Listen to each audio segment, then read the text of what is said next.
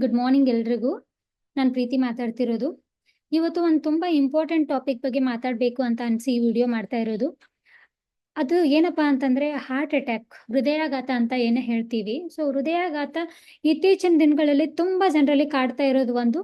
ಮತ್ತೆ ಇಷ್ಟೇ ಏಜ್ ಅವ್ರಿಗೆ ಆಗತ್ತೆ ಅಂತ ಏನೂ ಇಲ್ಲ. ಸೊ ತುಂಬಾ ಚಿಕ್ಕವ್ರು ಇರುವಾಗ್ಲೂ ಕೂಡ ಹಾರ್ಟ್ ಅಟ್ಯಾಕ್ ಆಗತ್ತಾ, ಅಥವಾ ತುಂಬಾ ತೆಳ್ಳಗಿರ್ತಾರೆ ಮತ್ತೆ ಹಾರ್ಟ್ ಅಟ್ಯಾಕ್ ಆಗತ್ತಾ? ಆದ್ರೆ ನಮ್ ತಲೆಯಲ್ಲಿ ಏನಿರುತ್ತೆ, ದಪ್ಪ ಇದ್ರು ಅಂದ್ರೆ ಹಾರ್ಟ್ ಅಟ್ಯಾಕ್ ಆಗತ್ತೆ ಅಂತ ತಲೆಯಲ್ಲಿರುತ್ತೆ. ಬಟ್ ಅದು ಯಾವ್ದು ಮ್ಯಾಟರ್ ಅಲ್ಲ.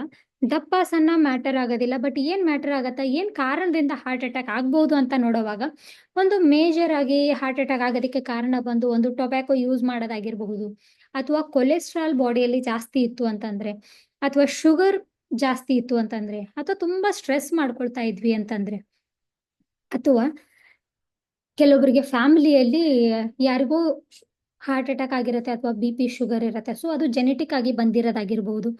ಈ ಎಲ್ಲ ಕಾರಣಗಳಿಂದ ಹಾರ್ಟ್ ಅಟ್ಯಾಕ್ ಆಗೋ ಚಾನ್ಸಸ್ ಇರುತ್ತೆ.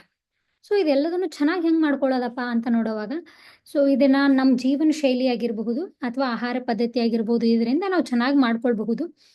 ಸೊ ಇದು ಚೆನ್ನಾಗಿ ಮಾಡ್ಕೊಳ್ಳೋದು ಹೆಂಗೆ, ನಾವು ಮನೆಯಲ್ಲೇ ಇದ್ದು ನಮ್ಮ ಬಾಡಿನ ನಾವು ಹೆಂಗ್ ಚೆನ್ನಾಗಿ ಇಟ್ಕೊಳ್ಳೋದು, ಇದು ಹೆಂಗ್ ಗೊತ್ತಾಗತ್ತಪ್ಪ ನಮ್ಮ ಬಾಡಿ ಒಳಗೆ ಎಷ್ಟು ಕೊಲೆಸ್ಟ್ರಾಲ್ ಐತಿ, ಹಾರ್ಟ್ ಅಟ್ಯಾಕಿಗೆ ಅದು ಹೆಂಗ್ ಕಾರಣ ಆಗ್ತೈತಿ ಅಂತ ತಿಳ್ಕೊಬೇಕು ಅಂತ ನಿಮ್ಗೆ ಆಸೆ ಇತ್ತು ಅಂತಂದ್ರೆ, ಇಲ್ಲಿ ಕೆಳಗಡೆ ನನ್ನ ನಂಬರ್ ಅದ, ನನ್ನ ನಂಬರಿಗೆ ಕಾಲ್ ಮಾಡಿ. ಇಲ್ಲ ಅಂತಂದ್ರೆ ಇಲ್ಲಿ ಬಯೋದಲ್ಲಿ ಸರ್ವೆ ಲಿಂಕ್ ಅದ, ಸರ್ವೆ ಫಾರ್ಮ್ ಅನ್ನ ನೀವು ಫಿಲ್ ಮಾಡಿದ್ರಿ ಅಂತಂದ್ರೆ ನಿಮ್ಗೆ ನಾವು ಕಾಂಟ್ಯಾಕ್ಟ್ ಮಾಡ್ತೀವಿ.